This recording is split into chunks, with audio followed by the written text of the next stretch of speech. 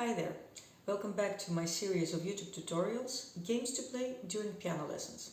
This is game number 5, called Pop Goes the Weasel. What you practice with this game is half-tone intervals, rhythm interaction or synchrony, and transposition. Now, how you play this game? What you're doing actually is playing this song on the piano, only the pop part is for your student to play. And then you move on, you transpose it half a tone up. Again, the pop part is for your student to play. Then again, a half tone up. You need two warm-up exercises before you start this game on the piano. The first one is, of course, for your student to already know what's an interval of a half tone. If they don't know it, you show that on the piano it's the smallest distance between two keys, the smallest interval. No other key can come in between a half a tone. And then you also practice it on the piano. You press different keys and then you ask your student to press that second key to create that interval of a half a tone. If your student already knows the keys and they know the meanings of sharps and flats, you of course can ask for your student to name the keys. Let's say you're playing an F sharp on the piano keyboard and your student has to create a half a tone interval. They're going to play either F natural or G key. So you ask them to name it also.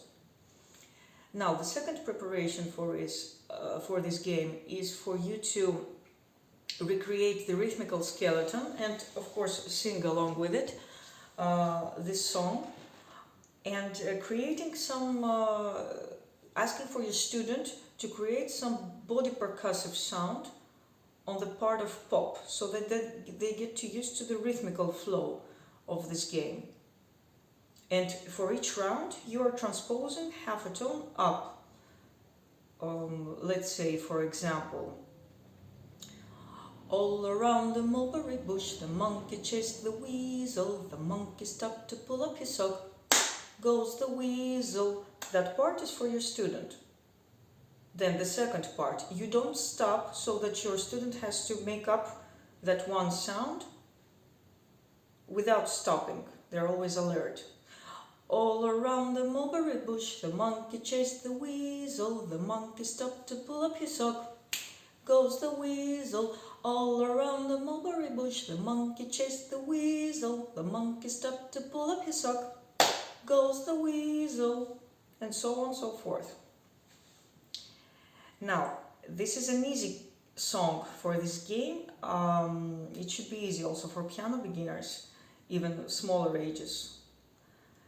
Introduce a second song or a phrase of it. I call it, I don't remember how it's called. If you know it, please comment on that. That's all for now, folks. Goodbye. That part, goodbye, which is a half tone, is for your students. So when you make a rhythmical preparation of it, they have to create two percussive sounds, either different or the same. And because the part of the teachers singing or playing on the piano is shorter, they have to think faster which sounds to recreate. Let's say, that's all for now, folks. That's all for now, folks. That's all for now, folks. That's all for now, folks. Now, you ask them to have a variety of sounds, because creating two same sounds, it's a little bit, it's easy. Now, when you move on to the piano, you can take it a step forward and ask your student, when you play that the Pop Goes the Weasel song, and ask your student to find the correct key on the pop without showing it to them. That's an even more advanced ear training. Make as many repetitions as you need until they get that correct key.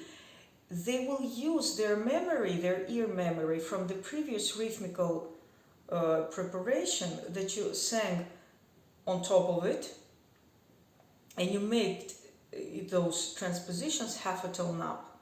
So their ears should be able already to to catch that sound that goes on pop.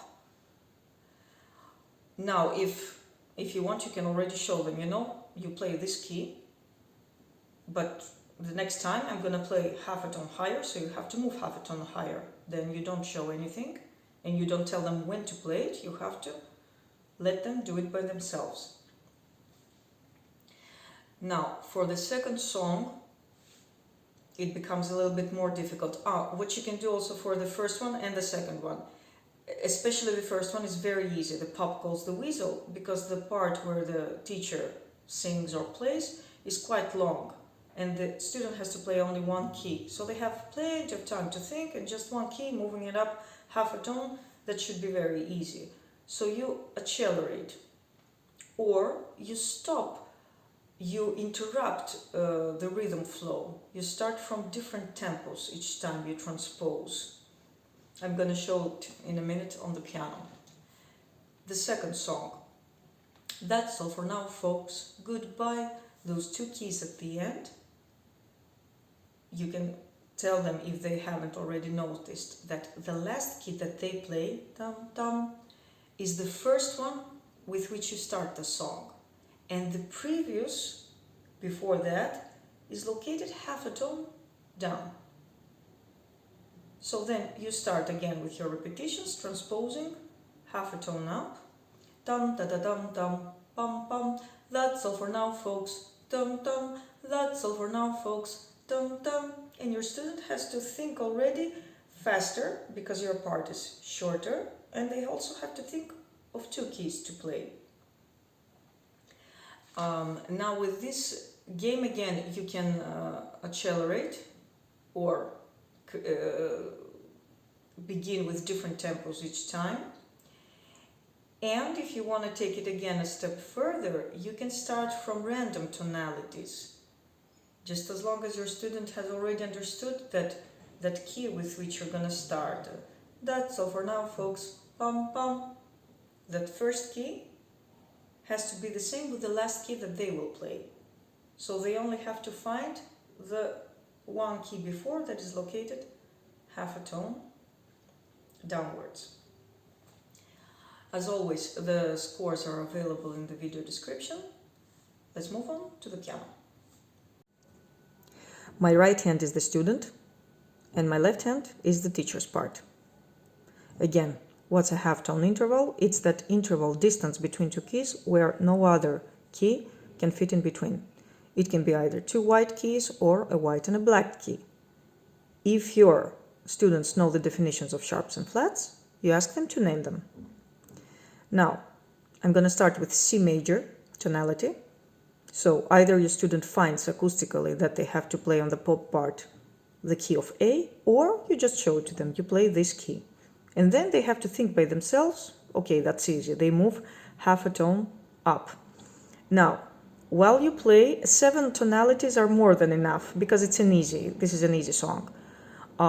You make accelerando while playing, and at some point you're breaking the rhythmical flow and starting by a very complete different tempo, either a much faster or a much slower. So the challenge for your student becomes to play correctly the rhythmical part of that one key they have to play. So let's see it.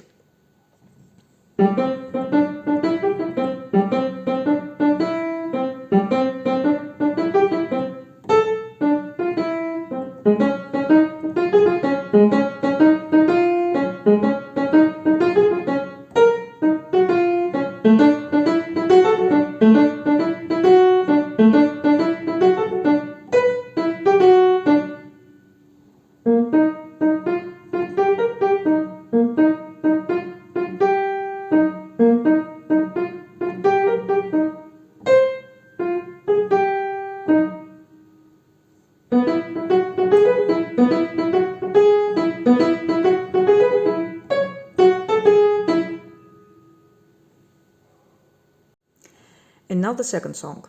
That's all for now, folks. Goodbye.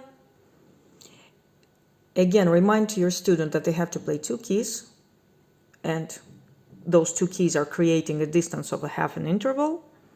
you're starting from F major. So if you're starting from the F key, their last key has to be F.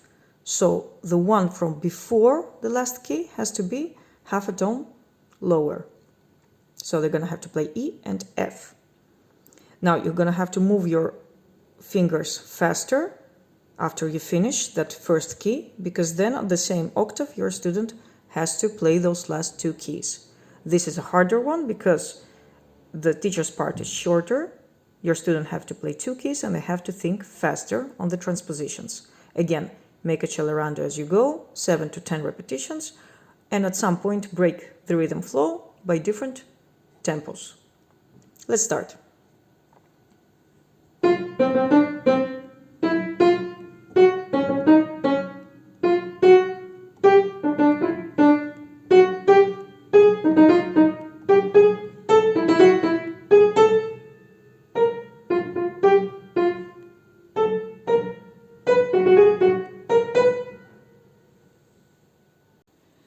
Now, you can use some other songs for this game, or some known pop songs, phrases of it, and create that part that your student is going to play. It can be either in the end or in the beginning or somewhere in the middle.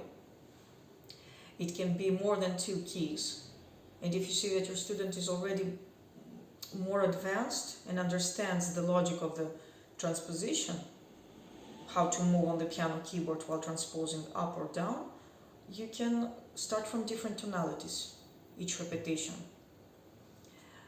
Now again, my favorite benefits from this game is that your student practices synchrony, rhythmical synchrony. They get to train their ear with those transpositions, going up or down, and some degree of theory, and their eyes to get used to how to move on the piano keyboard.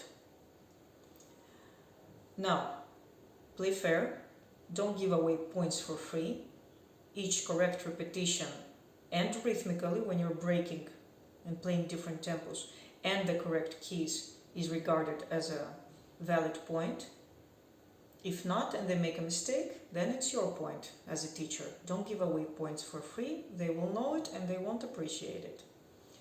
Have fun, be on time, and I'll see you on my next piano game video.